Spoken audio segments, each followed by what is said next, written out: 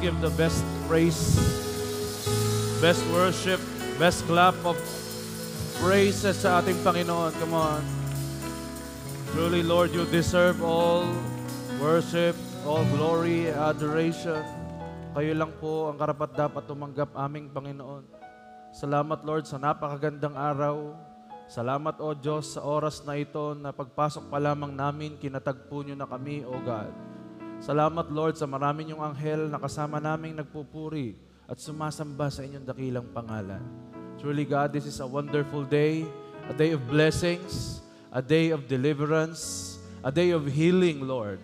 At salamat, O Diyos, lahat kaming naririto ay excited na kayo po'y sambahin, papurihan, at tanggapin ang inyong mga salita. And Lord, at this time, kami po'y sama-samang nagpapakumbaba, mihingi po kami ng tawad sa lahat ng aming mga kasalanan. Lord, kami nagkulang, nagmalabis sa inyong biyaya, kaya Panginoon, patawarin niyo kami at linisin ng inyong banal at makapangyarihang dugo. At sa oras na ito, O Lord, kami po ay excited to reflect on your word. Excited kaming manalamin, Panginoon, sa pamamagitan ng iyong mga salita. Lord, teach us, rebuke us, correct us, O God, as you will sa aming mga buhay, and hayaan niyo pong bawat salitang mahahayag, ito po'y matatanim ng malalim at may isabuhay namin sa aming pang-araw-araw ng mga buhay. Lord, bless all the worship services all throughout the globe. Bless also our Apostle Bishop Art, who is in Hong Kong to celebrate the anniversary of our church there. We declare healing, anointing, deliverance shall flow upon each and every one of them in Jesus' name. Salamat sa kalakasan at tagumpay na laging dala ng aming pong Apostle Bishop. Salamat din, Lord God, sapagkat ngayon pa lamang tinatanggap na namin ang tagumpay at ang kompletong katalunan ni Satanas sa aming kalagitnaan. No works and plans of the devil can prosper in Jesus' mighty name. At ang declaration namin, Lord, lalabas kaming punong-puno, pinagpala, in-anoint ninyo, pinaburan, binigyan ng masaganang biyaya. Salamat, Lord, sa kagalingan at sa mga answered prayers na ngayon pa lamang ay pinapadala na ninyo. Thank you, Lord, for the open heaven in this place. Salamat, O Diyos, sa malayang kilos ng inyong banal na Espiritu. Muli, salamat, Lord God, sa inyo po ang papuri, parangal at pagsamba. Amin ang tagumpay sa pangalan ni Jesus. Amen and amen. We may all be seated, please. Praise God. Let us all declare Luke chapter 4, verses 18 to 19. Sabay-sabay po tayo. The Spirit of the Lord is upon me, because He has anointed me to preach the gospel to the poor. He has sent me to heal the brokenhearted, to preach deliverance to the captives and recovery of sight to the blind, to set at liberty them that are bruised, and to proclaim the acceptable year of the Lord. For our God, He is Jesus, the Anointed One. Palapakan po natin si Jesus. Amen. And ang ating culture as JA1 family, sabay-sabay po tayo. I am a blessing, I am anointed, I am a deliverer, I am a good follower, I don't destroy, I build. I am not seasonal. I appreciate everyone and everything. I am part of something big. I'm in partnership with Christ. I am not extreme. Palakpakan muli natin si Lord. Mapagpalang araw po sa ating lahat. Makikibati nga yung katabi mo, sabi mo sa kanya, partner, ang liwanag ng mukha mo ngayon. Praise God. Ay, sa kabila naman na hindi mo pinansin, partner, mas maganda ka ngayon kaysa kahapon. Mas gwapo ka ngayon kaysa kahapon. Do you agree? Or by faith lang yun? Praise God. Thank you, Lord.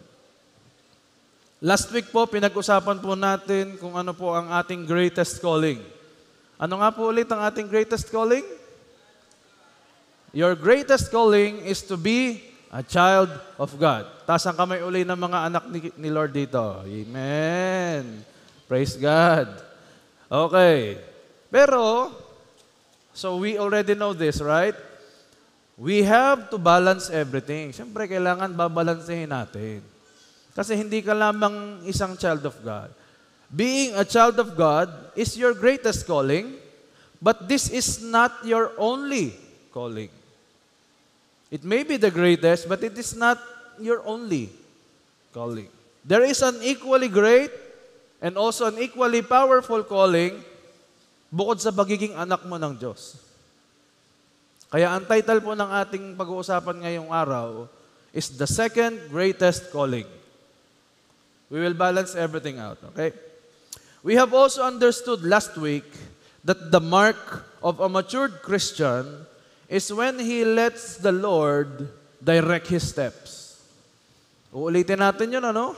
Ang atin pong pagkakakilanlan sa isang mature na Kristiyano ay hindi yung magaling na siya, marami na siyang na-experience patungkol sa Panginoon, kundi kahit marami na siyang na-experience at nasalubong sa buhay niya, hinahayaan niya pa rin ang Diyos na i-direct ang kanyang mga lalakarin.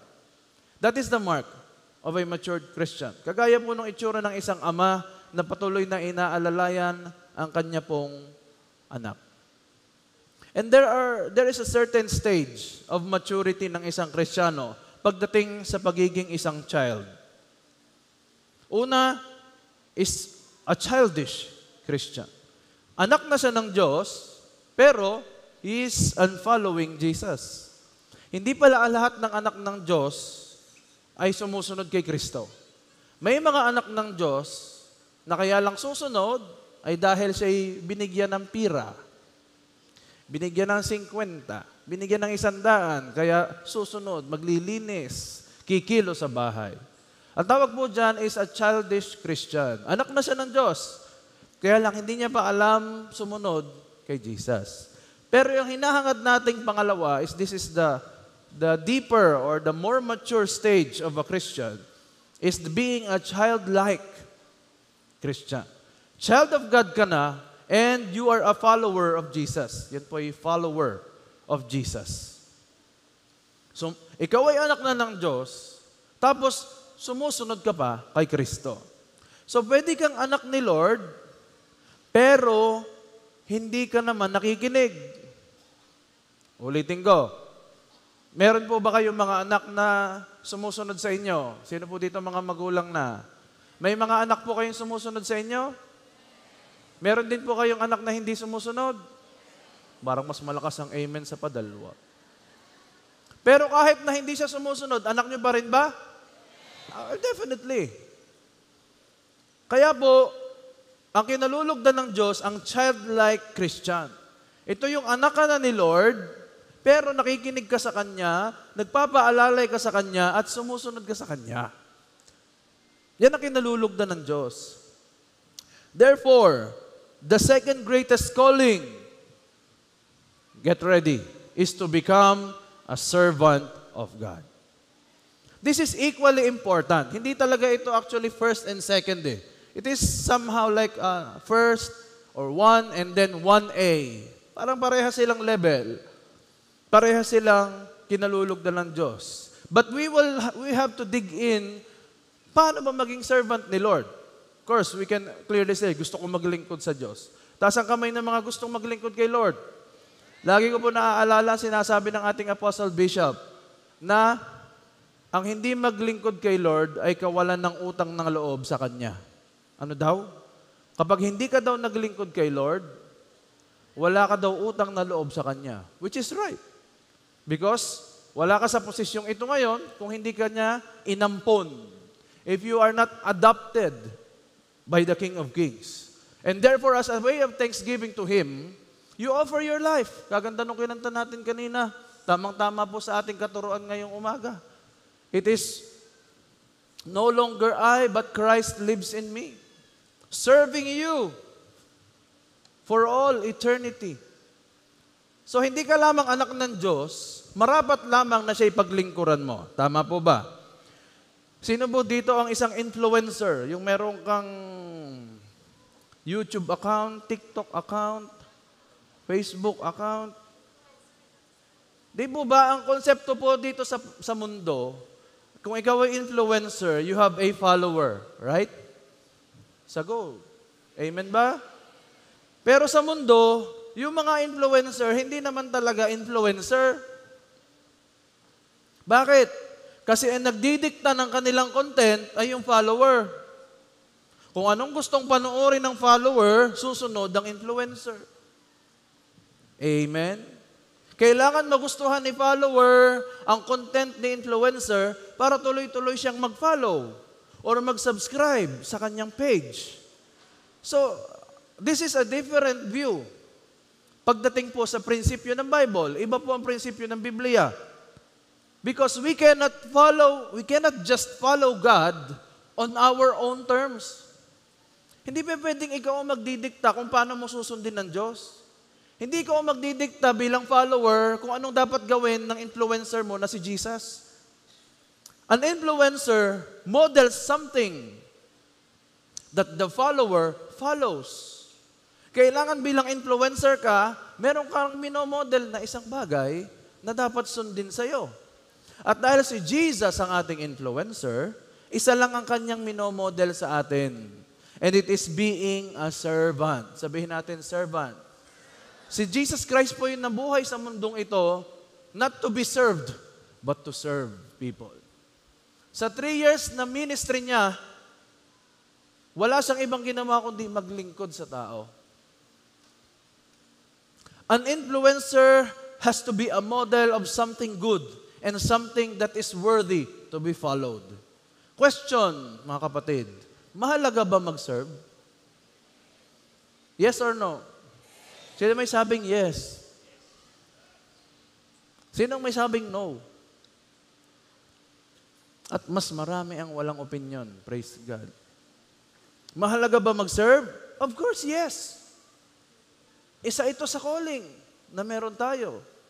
In fact, yung salitang lead was mentioned approximately 60 times in the Bible. Yung salitang lead, 60 times nabanggit sa Bible. Pero magugulat kayo. Patingin nga ulit na mukhang nagulat. Yung mukhang nagulat, hindi yung mukhang naasiman. Okay.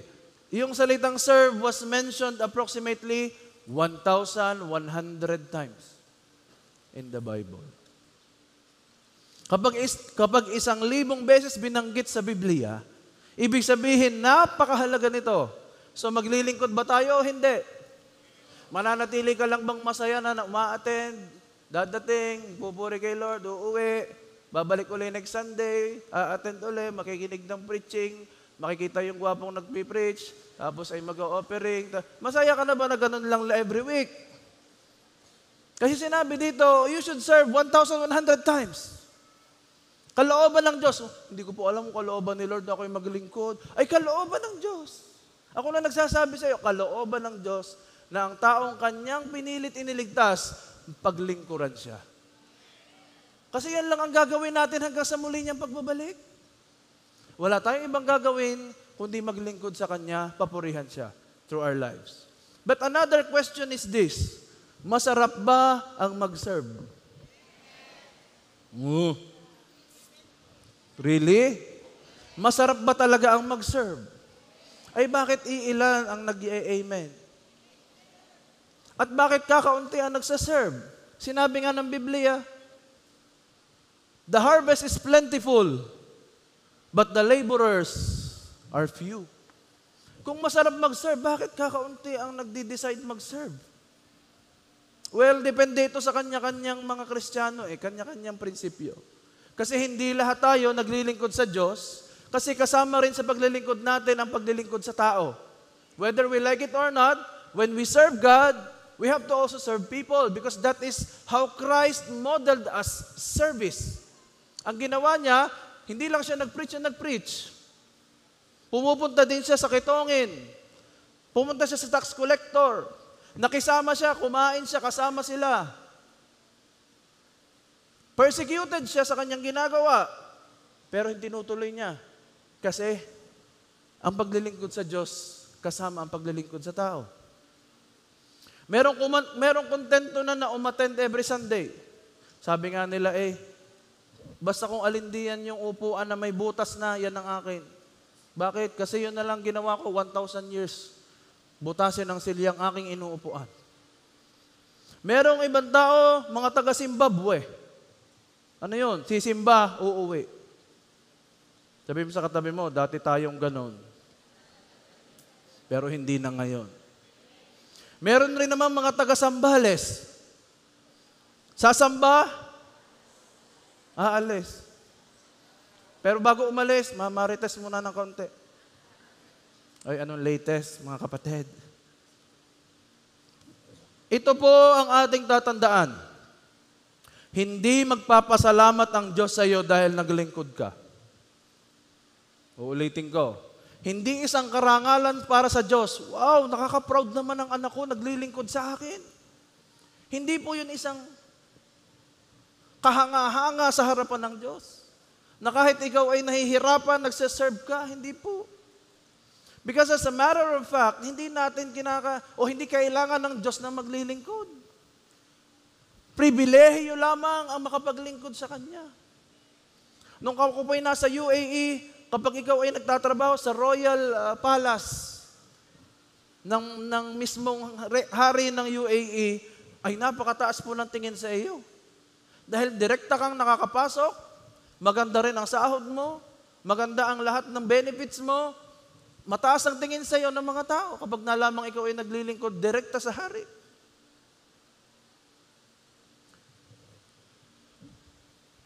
Hindi pasasalamatan ng Diyos ang tao dahil sa paglilingkod nito. Pribilehiyo lamang natin ito lahat. Mapalad tayo dahil may pagkakataon tayong maglingkod. Mapalad tayo na nung tayo na born again, hindi tayo namatay agad.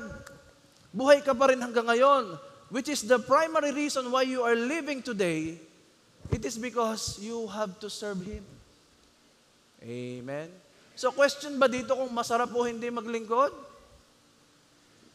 Masarap minsan, minsan hindi. But the bottom line is you have to serve. Amen? Ngayon, meron po 3 larawan ng paglilingkod na makikita natin sa Bible. Number 1, the anointed serves the rejected. Yung inanoint ay naglilingkod doon sa mga hindi inanoint o hindi pinili. Ito po ay isang story ng panganay at ng bunso. Sino po dito ang mga panganay? Kagaya ko. Panganay. Sinong mga bunso? Nakagaya ko rin.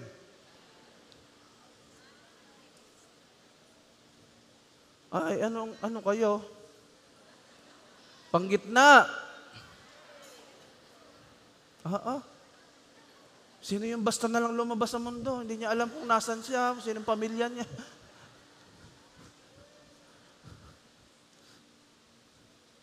Sa JA1 po, lahat ng mga panganay mababait. Amen. Yung mga bunso, naapila agad. Tayo mo na. Pero sa Biblia, hindi lahat ng panganay mabait. Usually, ang mga panganay, sila yung mga entitled.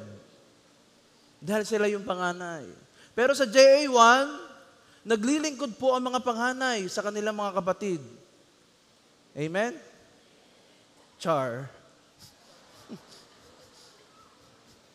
Char lang yata yan 1 Samuel chapter 16 verse 6. When they arrived, Samuel took one look at Eliab and thought, surely this is the Lord's anointed. Ano pong story nito? Ito po yung si Samuel ay pipili ng bagong hari. At doon po siya sinabi ng Diyos na pumunta sa bahay ng isang nagngangalang Jesse na may mga anak, 8. Okay? At yung mga anak na yon ay isa-isang inihilera at ang panganay ay si Eliab. Okay? Ngayon, ano ba nakita ni Samuel kay Eliab? Bakit nung ipinresenta yung mga magkakapatid, pag unang tingin niya kay Eliab, sure na agad si Samuel. Sabi niya, ito talaga ang inanoint ni Lord. Sandali, marami pang darating. Bakit nakita mo na agad si Samuel? Ito naman akin lang po, as I study the word. Ang nakita kasi ni Samuel kay Eliab, ay ang katauhan ni Saul. Anong ibig ko sabihin? Kasi po, sa mga previous verses, napakalungkot ni Samuel dahil nireject na po ng Diyos si Saul. At nalulungkot siya kasi Hindi pa naman panahon. Kasi usually pinapalitan ng hari pag namamatay ang hari. Saka pipili ng sunod. Eh ano nangyari po dito? Kay Saul, buhay pa siya, nireject na siya ng Diyos. Because of many factors, which we can study for another time. Ang point ko lang po ito, ang nakita po ni Samuel kasi, ang kauna-unahang hari kasi ay si Saul. At nung nakita niya si Saul, syempre yun ang basis niya ganito dapat ang hari. At si Eliab, ang pinakamalapit pagdating sa datingan, compare kay Saul. Kaya po, may picture siya ng isang king at nakita niya, mukhang ito, si Eliab, ganito kasi si Saul matangkad. At nung makita ni Samuel si Eliab, siya po'y kumanta ng Only Reminds Me of You. Ganyan yung mga iniwan ng jowa na hindi makamove on hanggang ngayon. Ang kinakanta mo, Only Reminds Me of You. Anywhere they look and anyone they meet, ang nakikita niya yung ex. Yung dati. Pakisabi sa katabi mo, mag-move on ka na, be. Amen ba? Ganyan po si Samuel, hindi pa siya makamove on. At nakita niya po kay Eliab na ito, parang Saul ito, ganito ang magiging hari. Kaya po sabi ni Lord sa kanya, verse 7, Samuel, don't judge by his appearance or height, for I have rejected him. Wow, ang sakit naman nun. The Lord doesn't see things the way you see them. People judge by outward appearance, but the Lord looks at the heart. Yung nakita ni Samuel ay isang Saul dahil sa height at sa appearance. Pero kagaya din ni Saul, si Eliab ay hindi napili. He was not only chosen, he was also rejected. Iba po yung not chosen sa rejected. Mamaya I will expound on that.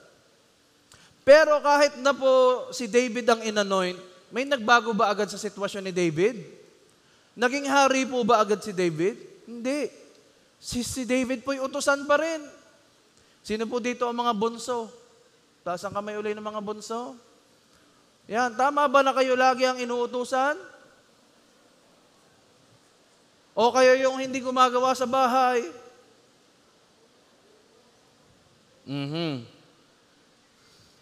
Jump tayo sa verse 13. Jesse's 3 oldest sons, Eliab, Abinadab, and Shimea, had already joined Saul's army to fight the Philistines. Ngayon, si David po'y nanatiling utusan hanggang dumating dito sa panahong ito, na may lalabanan silang isang magiting na Pilisteo, nagngangalang Goliath. Verse 14, David was the youngest son. David's 3 oldest brothers stayed with Saul's army. Ilang taon po si David nung inanoint? May mga nagsasabi 15 years old.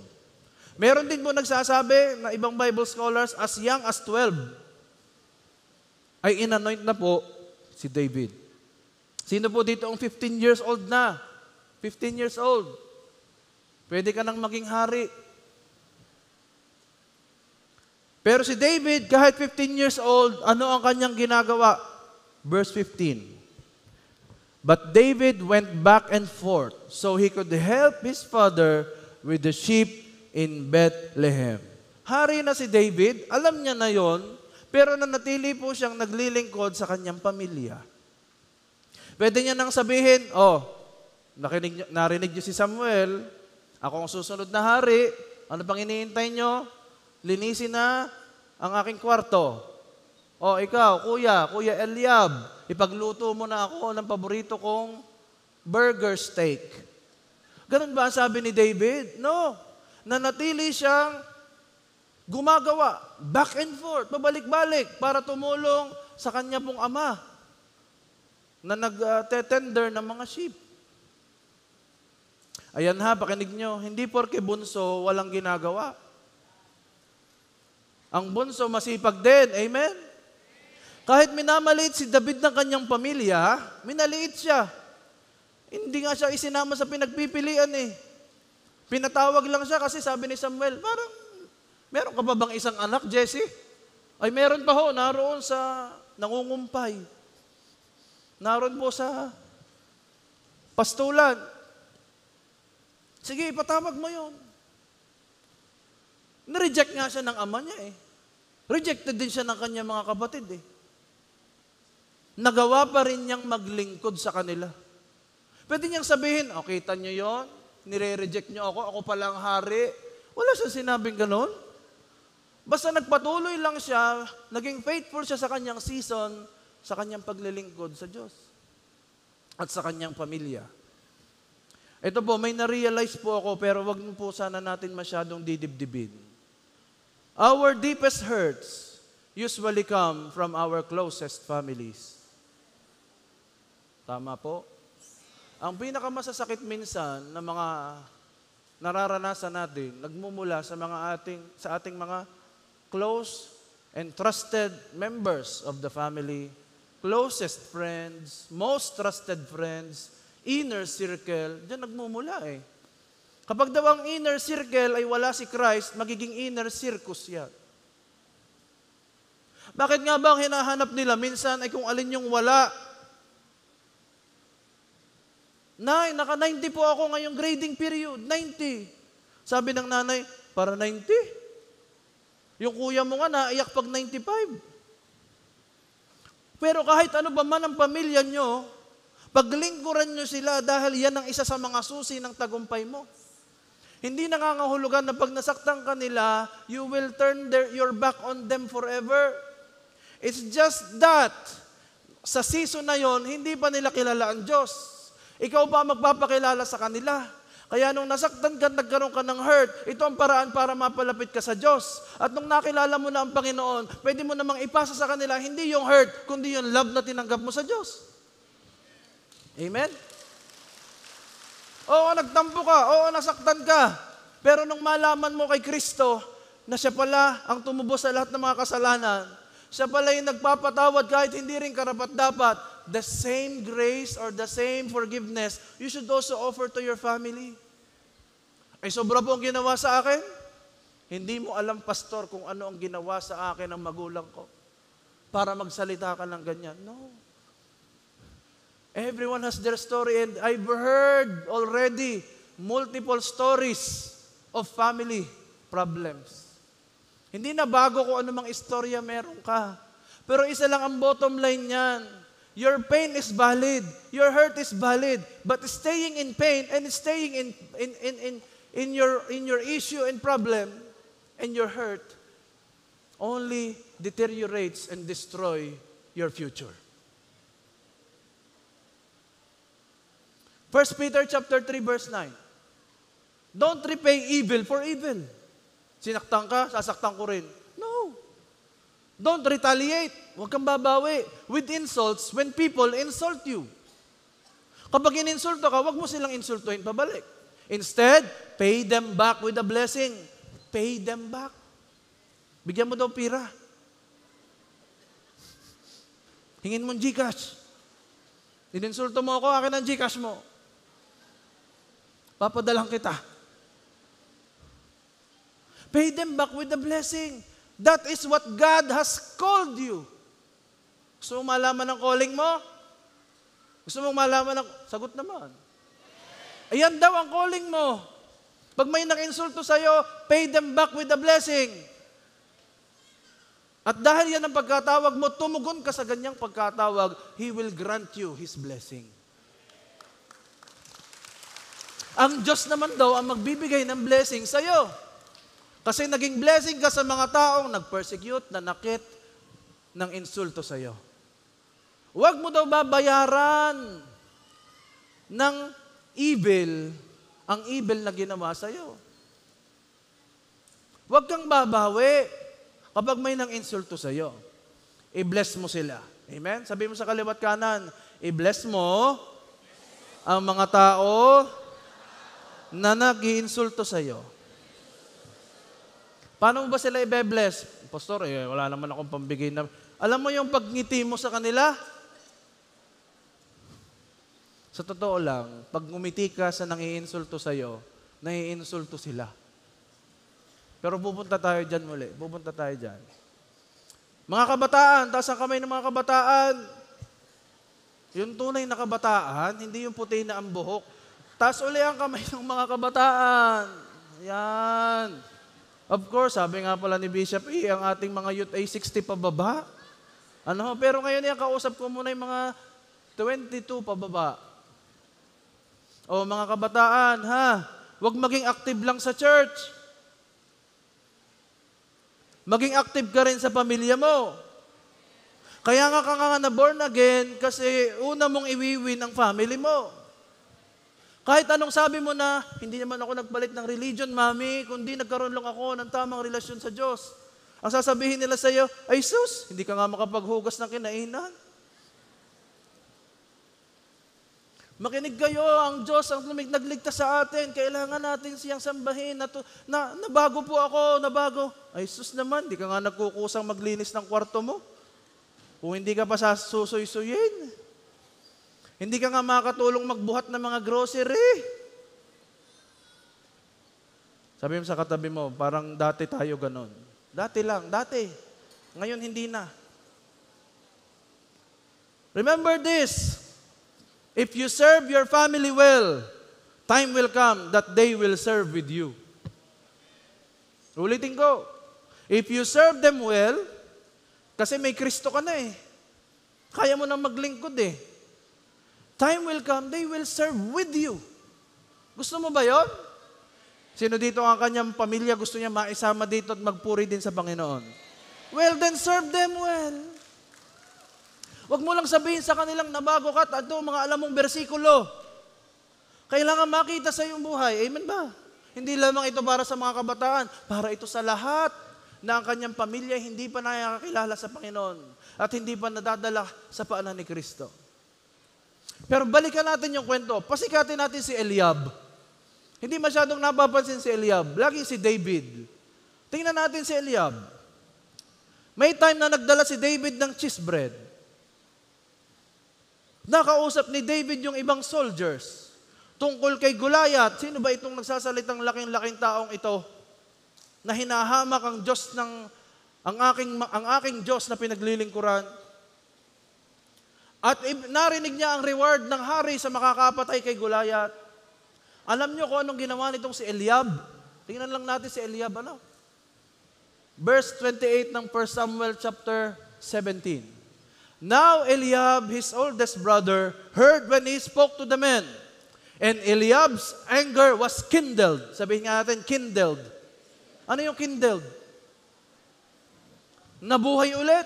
Dating galit, nung makita niya si David nakausap ang mga soldier, nagalit na naman. And he said, why have you come down? And with whom have you left those few sheep in the wilderness? Kita nyo, hinahamak niya bigla. Minamaliit niya bigla. Sino pinag-iwanan mo doon sa konting mga tupa doon? I know your presumption and the evil of your heart. Judgmental si Eliab. Alam ko ang kasamaan sa puso mo. Pumunta ka lang dito para panoorin ang laban. Grabe. Saan kaya nang gagaling itong si Eliab? Nabuhay ang galit. Bakit? Kasi reminded pa siya ng rejection. Rejected siya kasi hindi siya ang napiling susunod na hari. Traumatic moment siguro yun kay Eliab. Kasi hindi siya sanay mapahiya, iba kasi pagpanganay. At that time, kaharap ang buong pamilya. Sa harap ng buong pamilya, ang inanoint ay si David. Napakalaking humbling experience nun kay Eliab. Kaya ano po sabi ni David sa verse 29? What have I done now? Was it not but a word? Hindi ba nakipag-usap lang ako? Ano bang ginawa ko? But David took the high road, the matured act, by turning away. Sabi ng verse 30, he turned away from him toward another and spoke in the same way, and the people answered him again as before. Anong ginawa ni David? He turned away from Eliab. Hindi niya sinalubong ang galit ni Eliab. That is the matured way. Kapag may nagagalit sa'yo, huwag mong sasalubungin ang galit niya. Kapag may nagko-complain sa'yo, huwag mong ilaban na kung ano ang iyong pinaglalaban. Bakit? Kasi walang maaayos at walang mapapatunayan. Lalo lang magkakagulo. Amen. Kaya sa mag-asawa, huwag naman kayong magsigawan. Huwag naman kayong magbulyawan, lalo na sa harap ng mga bata kasi traumatic sa kanila yon pag nakita at narinig kayong nagbubulyawan. For the glory of God, ang aking mga magulang, never kong narinig nagbulyawan all my life. Yung pala, araw-araw silang nag-aaway noon. Pero hindi ko alam. That's why I grew up to be very submissive, humahanga, mahal na mahal ang aking mga magulang, walang pinipili. Sometimes you just have to turn away. Hindi ka talunan ng lumayo sa laban. At alam ni David na hindi si Eliab ang kanyang kalaban. Ang kalaban niya ay sino? Si Goliath. Ay bakit uubusin niya ang kanyang lakas at enerhiya at ang kanyang mga salita at ang sama ng loob sa isang Eliab na hindi naman siyang kalaban? Maraming Kristiyano pumapatol pa rin sa social media. Maraming Kristiyano nakikipag-away sa politika. Uy, diyan pagka kayo. Sabihin mo sa katabi mo, turn away. Sa kabila, sabihin mo sa kanya, turn away. Hindi masama yun. Pwede naman niyang ipagmalaki kay Eliab. Di mo ba alam ako sunod na hari? Anong pinagsasabi mo? Or pwede niya ipagmayabang kay Eliab na, di mo ba alam kung anong ginagawa ko sa mga leon na kumakain o kumukuha ng mga tupa? Binubuka ko ang bibig ng mga yon hanggang sa mamatay. Gusto mo bang ibuka ko ang bibig mo? Hindi siya nagpatotoo kay Eliab kasi walang sense. Hindi mo kailangan makapag-away sa asawa mo kasi walang sense. Hindi walang sense yung asawa mo ha. Kundi walang sense yung pag-aaway nyo. Hindi mo kailangan makipag-away sa teacher, hindi mo kailangan makipag-away sa kasama mo sa trabaho kasi walang sense yun. Dahil hindi mo kailangang manalo doon. Ay ano ngayon kung nanalo ka sa diskusyon? Nagkapera ka ga. Alam mo kung ano nagkaroon ka? Kaaway. Kaya yung mga palaaway, lumiliit ang mundo niyan. Amen? Sabi mo sa katabi mo, palakihin natin ang mundo. Damihan mo ang kaibigan mo, wag kaaway. May kausap ba ako? Buti lang mga taga JA1, mga peacemaker. Praise God, hindi kayo makarelate. Puro kasi kayo peacemaker dito. Amen ba? Pwede niya ipagmayabang lahat kay Eliab, pero hindi niya ginawa. He turned away. Sometimes the best and the most matured approach in every situation, in every conflict, is to turn away. You don't have to say your piece. Ay ako pastor ang tama, ipaglalaban ko kung anong tama. Hindi. Hindi sa lahat ng pagkakataon. Tama nang ikaw ang tama at ang Diyos ang magpapatunay nun para sa iyo. Amen? Sa paglilingkod po, may mga heartaches. Minsan galing pa sa kapatid mo, isang Eliab. Pero tatandaan mo, hindi kapatid mo ang kalaban mo. Ang tunay mong kalaban ay si Goliath. At sino ba si Goliath? Yan yung sarili mo minsan. Napilit gustong ibaling sa mga kapatid ang kalaban o ang laban. Yan ang dapat mong mapagtagumpayan. Alam niyo ba kung ano si Eliab? Si Eliab po isang bully. And remember this, all bullies are insecure. Sino dito nakaranas ng siya na bully? I've experienced that when I was young. Galit na galit din ako, inis na inis din ako. Kasi hindi naman totoo yung sinasabi nila.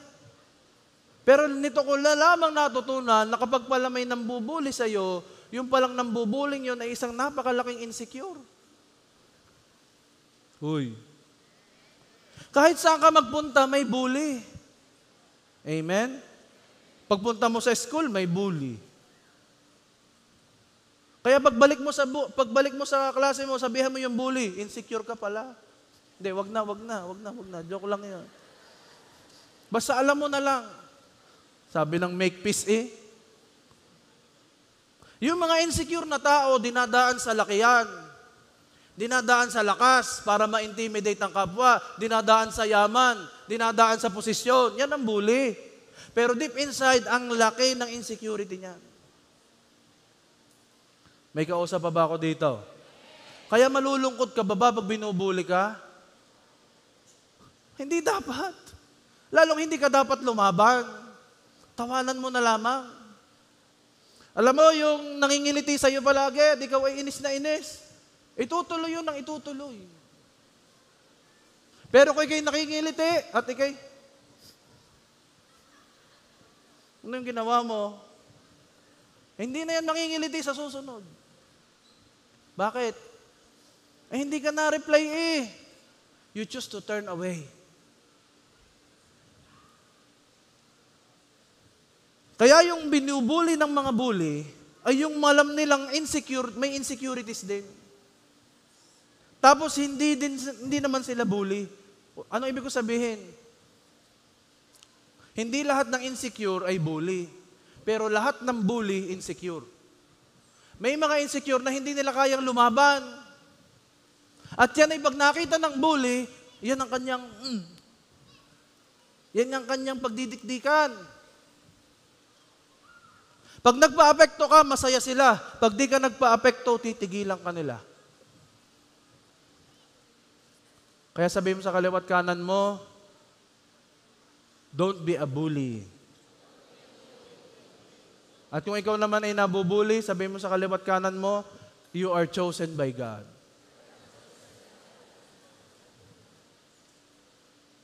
Ito ang tanong, sino ka kapag hindi ka napili? Question, sino ka pag di ka napili? Hindi ito yung pagpili na being chosen by God as a servant or as a son of God, ha? This is being chosen in a certain situation. Bilang hari, hindi napili si Eliab. Ano ngayon ang reaksyon mo? Ikaw yung top 1 mula grade 2 hanggang grade 5. Tapos pagdating ng grade 6, inaasahan ng lahat, ikaw ang valedictorian, pero ano nangyari? Top 3 ka lang. May ganun ba, pastor? Oo, yun ay kwento ko. Grade 2 to grade 5, ako'y top 1. Pagdating ng grade 6, sabi ng lahat, alam na kung sinong sinong valedictorian. Aba, nung dumating ang results, pang 3 lamang ako. Biglang umiyak pa, no? Anong mararamdaman mo? Alam nyo, nung panahon yun, hindi siya naging big deal sa akin Sa totoo lang. Kasi, secure ako Not I did my best, but I guess my best wasn't good enough. Original ko yun, walang... Secure ako. Mahalaga ginawa ko yung best ko. At ang laking bagay din na wala akong naririnig na pressure sa aking parents. Hindi na sinabi na, grade 2 hanggang grade 5, top 1 ka, bago ngayon grade 3, top 3 ka lang. Anong klaseng tao ka? Walang ganon. Basta, ganon din ang response nila. Proud sila sa akin. Sumama sila sa aking umakyat sa stage. Nakangiti sila. Hindi naman ang aking amay. Bihira, top 3 lang Hindi naman ganon Masaya din Nag-Jollibee din pagkatapos Hello? Ang napakaganda po na ang support system sa paligid mo is not pressuring you. Your family is not pressuring you. But they are just pushing you to do your best. And whatever outcome will come, that is the best outcome. Hello? Kasi mahalaga, si Lord ang gumamit sa iyo, siya ang nag-anoint sa iyo, siya ang nag-empower sa iyo. Kung ano man maging resulta nito, hindi ito magde-define kung sino ka. Amen? Nanliligaw ka. 3 kayo nanliligaw doon sa babae. Yung isa mayaman. Yung isa pogi. Tapos ikaw, Mabait. Kaso yung napili ng babae, yung mayaman, masisisi mo ba siya? Ay, huwag kang magagalit kung hindi ikaw napili. Ibig sabihin, may the best na nakalaan si Lord sa'yo. Darating din yung babaeng kasing bait mo. Okay lang ba sa'yo kung hindi ka napili in terms of being a servant? Iba yung naging leader. Ikaw ang ina-expect mo magiging leader. Hindi ikaw napili. Anong mararamdaman mo? Yung hindi ka napili, pwede ka pa sa ibang service. Hindi naman iisa ang service. Yung rejected, hindi talaga pwede. Kasi may nakita si Lord na hindi ka aya-aya sa'yo. Pero kung ikaw ay hindi napili, okay lang yon kasi may pagkakataon pa. Hindi lahat sabay-sabay pinipiling pastor. Paano kung lahat kayo piniling pastor ngayon? Di lahat kayo nasa harap. Sabay-sabay tayo nagpipreach dito ngayon. At walang tao kahit isa dyan. Sadyang may panapanahon kung kailan ka pipiliin at tatawagin ng Diyos na maglingkod. Hindi naman sinabi na pag binili kay ngayon na Si David nga 15 years pa mula nung anointing hanggang nung siya maging hari na. 15 years pa. Actually, total of 22 years. Kung susumahin. So ang tanong, masarap ba maglingkod? Ay paano kung hindi ka napili? Ito ang sagot, mahirap maglingkod ang insecure. Yun lang yun. Ang nahihirapang maglingkod yung insecure. Yung feeling niya, kailangan laging may approval ng tao. Papalakpakan siya. Wow, galing maglingkod. Yun ang gusto niya. At pag walang pumalakpak, ayoko na maglingkod. Di pala ako na-appreciate. Sabi po ni John Maxwell, ng aking kaibigan, you see people not as they are, but as you are. Ang tingin mo talaga sa tao ay hindi sa palagay mo kung sino sila, kundi kung sino ka. Sa mata ng taong insecure, lahat ng tao mayabang. Bakit kasi maliit masyado ang tingin niya sa sarili niya? Tingin mo naman sa lahat ng confident, mayabang. Sa tingin mo lahat ng mababait at mga mabubuting loob, fake. May hidden motive. Alam niyo, may mga taong kusang mabait lang talaga. Kita mo yung katabi mo, ganyan yun. Sadyang mabait yan, tama? Mahal ka lang talaga niyan, wala yang hinihinging kapalit, tama? Tama ho ba? Yung iba ay, tara, libre ko kayo ng milk tea. We, anong kapalit? Hindi nila kayang tanggapin na mabait ka lang talaga sa kanila. The core of discipleship is building a relationship. You cannot serve people unless you establish a relationship with them. Maraming tao na tama naman ang tingin sa Diyos. Ito, listen to this. Maraming tao na tama naman ang tingin sa Diyos. Mali lang ang tingin sa sarili.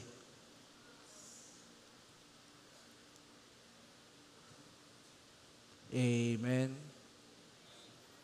Pag insecure ang naglilingkod, ang tingin sa pinaglilingkuran, kompetisyon. Pag insecure naman yung pinaglilingkuran, ang tingin sa naglilingkod, may hidden motive.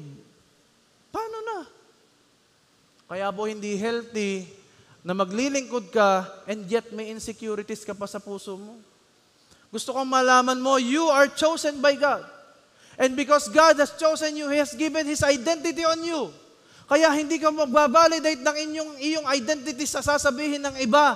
Ang validation mo comes from the Word of God. At ang sabi niya, He is fearfully and wonderfully made. He is created in my image. Kawangis ko ang isang batang ito, ang lalaking ito, ang babaeng ito. Kawangis ko ito. Kaya hindi pwedeng i-validate ng kahit sino ang kanyang mga paninindigan at prinsipyo.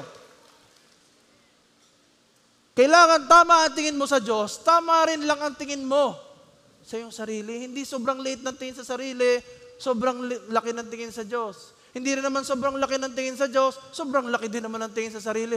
Tama lang. Be a better Eliab. Kung hindi ka napili, be a better Eliab. Huwag maiinggit sa success ng iba. Laging sabihin ito, pag may nakita kang Ako malimit mag-dedicate ng mga sasakyan, mga bahay. Lagi kong sinasabi, lahat ng kasamang nagpe-pray, kasunod na. Kaya kapag may nakita kang pag pinagbabalang kapatid mo, lagi mo sasabihin, ano? Kasunod na ako. Sabihin mo sa kaliwat kanan mo, kasunod na daw ako. Abangan mo. Ako na ang sunod. Amen. Palakpakan natin ng Panginoon.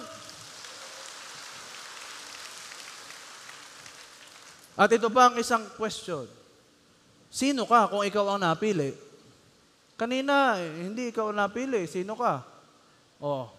Ngayon, ikaw naman ang napili. Sino ka naman dapat? Ito po ang sagot. David still served the Eliabs.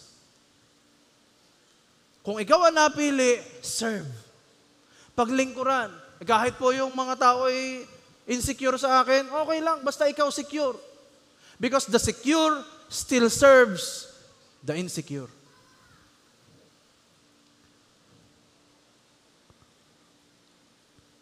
In the following verses ng 1 Samuel chapter 17, kinuwento ni David, hindi kay Eliab, kundi kay Saul, kung paano siya nililigtas ng Diyos mula sa oso at leon.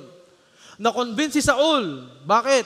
Kasi naramdaman niyang secure si David.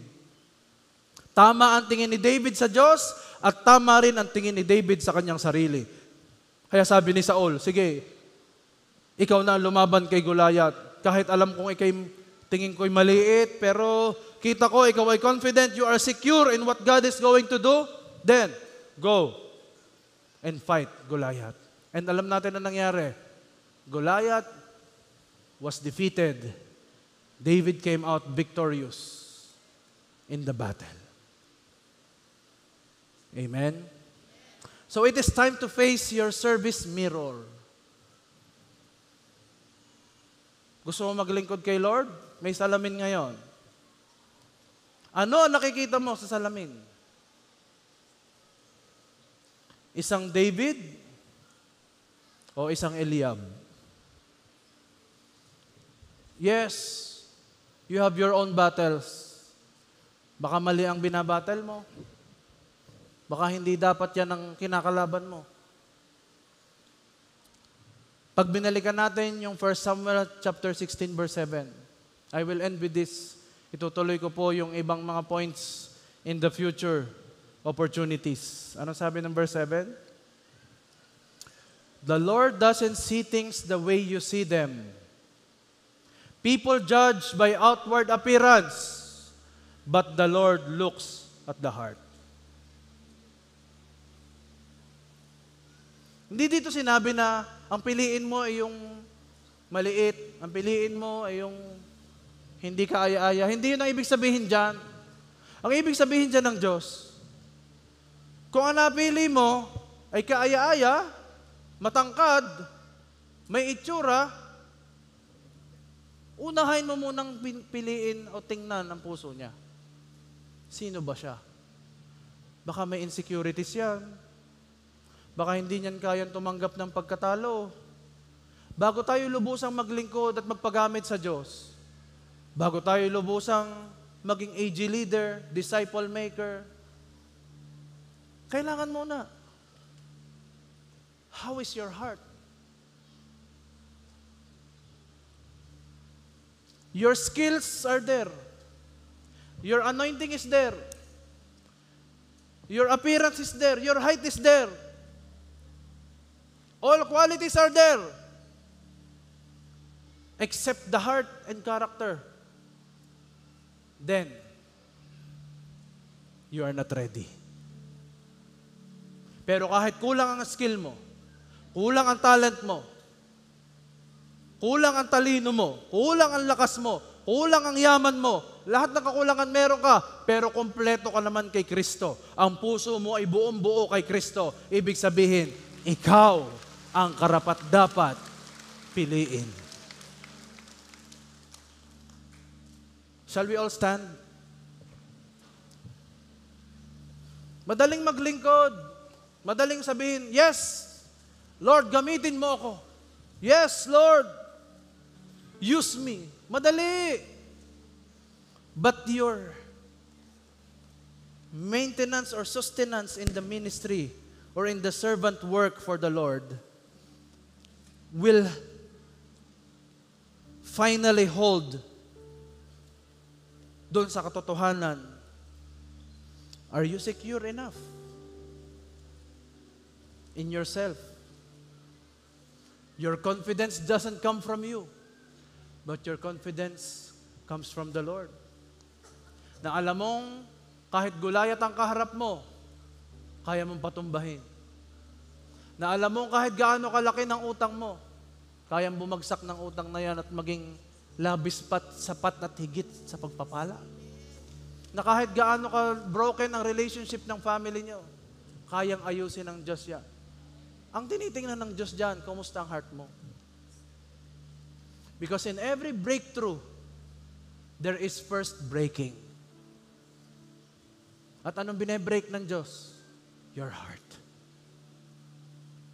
Binebreak niya yung puso na hindi naka-align sa Kanya. At bubuuin niya uli ito sa paraan that you will end up like David.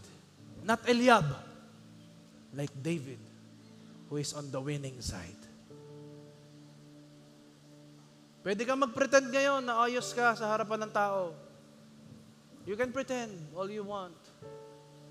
But you know what? You cannot pretend sa harap ng Diyos. Alam niya ang dinadaanan mo. At ngayon, nakahanda siya. I've been bullied before. But I did not let that bullying end my confidence and security in God. I was insecure before until I found out na ang validation ko pala yung nagmumula hindi sa tao, kundi sa sinabi ng Diyos that I have chosen you. Mula sa sinapupunan pa ng iyong ina, pinili na kita. That is my validation. And I want to share and pass that to you also. Kung dumaan ka sa bullying, that's not easy. I'm not saying na madali yun. That's not easy. I just want you to know, mula pa sa sinapupunan ng nanay mo, God has already chosen you. Wala ka pang nakikitang qualities, talino o lakas o galing. Pinagkapili-pili ka na ng Diyos. And that is enough for you to be secure. Na kahit may ma-persecute sa'yo, kahit may mang-api sa'yo, you will not retaliate because you know in your heart, maglilingkod lang ako sa Diyos. Ano mang sabihin nila? Maglilingkod lang. Ang JA1 Church po ay na-build because of the many stones that were thrown towards this ministry. Ang daming na-persecute, ang daming bumato at nagsabi ng negative sa JA1. Did we retaliate? Did our Apostle Bishop retaliate to them? Noon siya'y pinahuli, siya ba'y bumawi ba siya? Iniwan niya sa kamay ng Diyos ang hustisya. Kaya meron po tayong 375 churches ngayon. Dahil sa maraming bato na ipinukol sa ministeryo. Hindi lang ito physical na building, but we have established a generational culture and foundation and institution for the next generations to come. Why? Because nagsimula sa pagiging David na naglingkod lang ng naglingkod. May mga Eliab sa paligid, may Goliath sa paligid. Pero ang tatalo kay David, hindi si Goliath o si Eliab, sarili niya. Gusto ko malaman mo, sarili mo lang din ang pwedeng umadlang sa napakagandang destiny na inilaan ng Diyos sa iyo. Kaya please, I plead to you now, do not look at other people. When you serve, don't look at them. Look unto God, who is the author and finisher of your faith. Close your eyes. Shall we dim the lights? At tayo po ay mananalangin. Lord, kami po pinili ninyo hindi para ipahiya, hindi para ipakitang kami talunan. Lord, you have chosen us right from the womb of our mother. Even though we have no qualifications yet, but you already chose us. Close your eyes right now. Marami ang nagpukol sa'yo ng bato. Mismong kapamilya mo pa nga eh. Pinukulang ka ng bato. Sinabi siya, wala ka ng pag-asa. Mga kaklase mo, ikaw ang tampulan ng tukso. Let me tell you this. Awayin ka man ng lahat. May isang kakampi ka pa rin. Diyan ay si Jesus. At sabi ng Bible, if God is with us, who can be against us? Kung kakampi mo ang Diyos, hindi mo lang siya kasama, kakampi mo siya, sino ang pwedeng lumaban sa iyo? Now, ang dami mong laban, pero nauubos ang iyong energy, lakas sa mga maling laban. Panahon na. Parang ang labanan mo ay si Goliath, hindi si Eliab. Lord, here we are, ready. Nakahanda po kaming maglingkod sa inyo, Panginoon. In whatever way, not on our terms, but on your terms, Lord. Ngunit, Lord, ayusin mo po ang aming puso. Ilagay po natin ang ating mga kamay sa puso natin as a sign that we want our hearts to be transformed, to be made new, to be built once again. Kasi ang daming sumirat, nagbasag ng puso na yan. And you feel like you are a broken person. But I want you to know, God is ready to once again restore at gawing mas maganda kaysa dati ang pusong yan.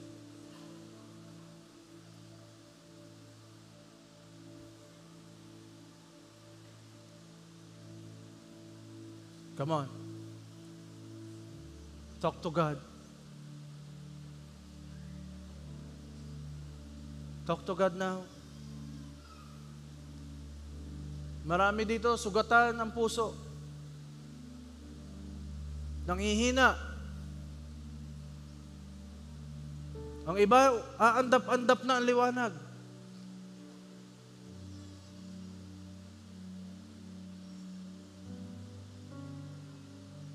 But the Lord is here. His love is here.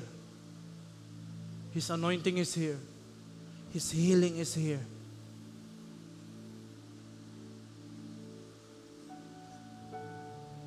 You're the love of my life. Wherever you go, wanna be by your side.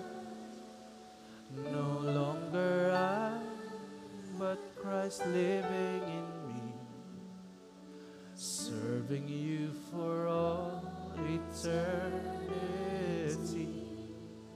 My eyes set on you in this race that I run, no longer my way. You feel like hopeless situation na? No. May inaayos ang Diyos sa heart mo ngayon. Bago ayusin ang sitwasyon, puso mo muna.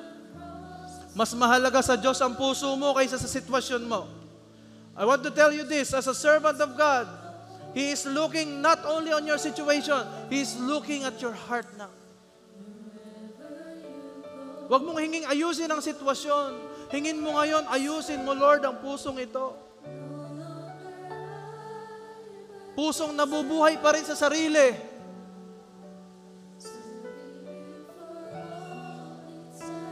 Yes. set on you in this race that I run. Let your will be done. Make me a servant, my heart's ever true. Clinging to the cross, I'll follow you.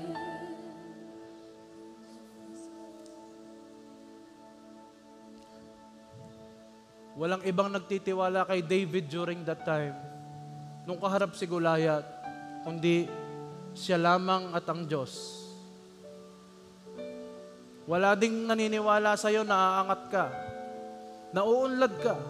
Wala ring naniniwala na maayos pa ang pamilya niyo. Walang naniniwala na gagaling ka pa.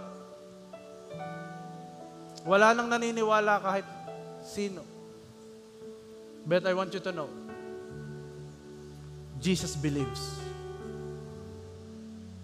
Hindi lang ikaw ang naniniwala sa Diyos, si Jesus naniniwala din sa iyo.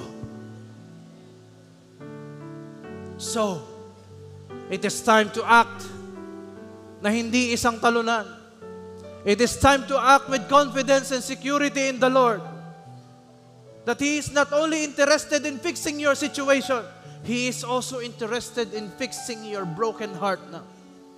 At sa pangalan ng Panginoong Jesus, I am now declaring in Jesus' name na lahat ng mga lingkod ng Diyos at willing maglingkod sa Panginoon na nakalagay ang kamay sa kanilang puso, I am releasing right now the power of God to flow upon you. Na kung merong broken hearts na naririto, I declare and decree that the Lord is now fixing that heart.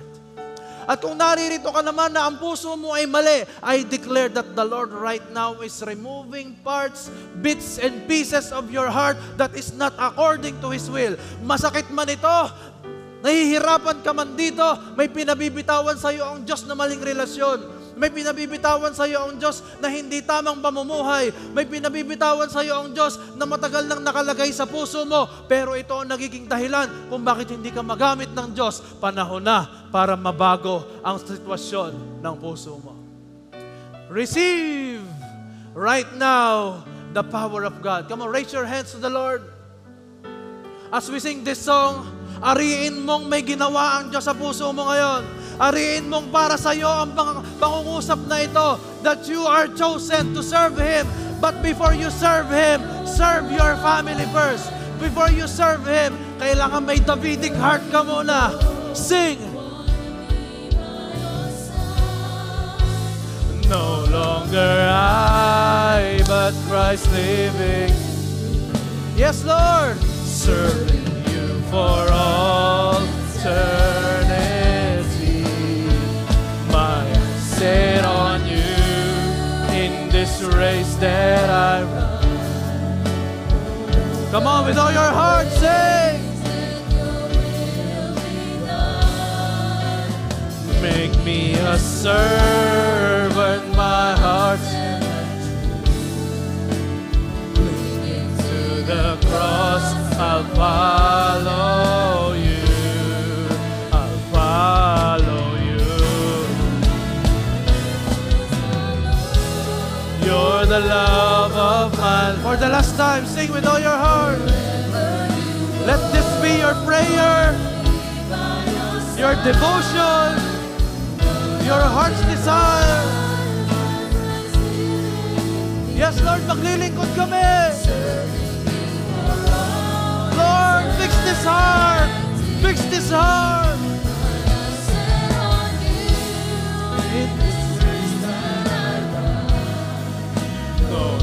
Learn my ways.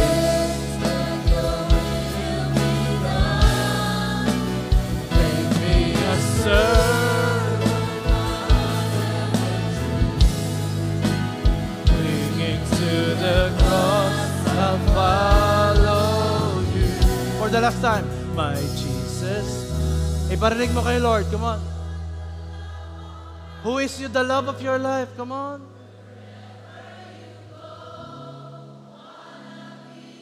Yes, in the presence of God.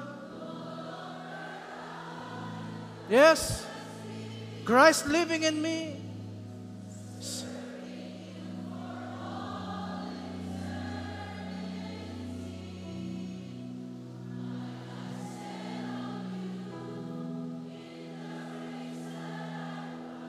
Yes, Lord.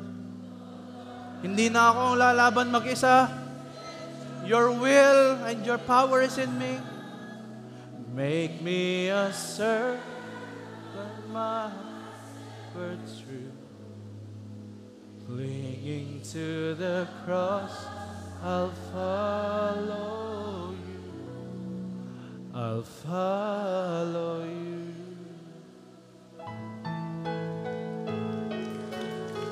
Receive right now ang bagong puso na ang identity ay si Kristo. I completely rebuke and destroy all unforgiving spirits. Lahat ng mga pain and hurts of the past will not anymore be carried for eternity. Salamat, Lord. Thank you for blessing us today. At salamat, O Diyos, tinawag niyo kami upang maglingkod. And Lord, mula ngayong araw na ito, we will not seek approval of people, appreciation of people. Ang mahalaga, Panginoon, kayo'y nasa sa amin. We will just serve you with all our hearts because this is one of our greatest callings in life. We seal everything by your blood. Ang lahat na tumanggap ng bagong servant heart ngayong oras na ito, i-claim mo na to. Claim it. And selyado tayo ng dugo ng Panginoon. In Jesus' mighty name. Ang lahat ng tumanggap ay magsabi ng Amen. Amen. God bless you all, servants of the living God.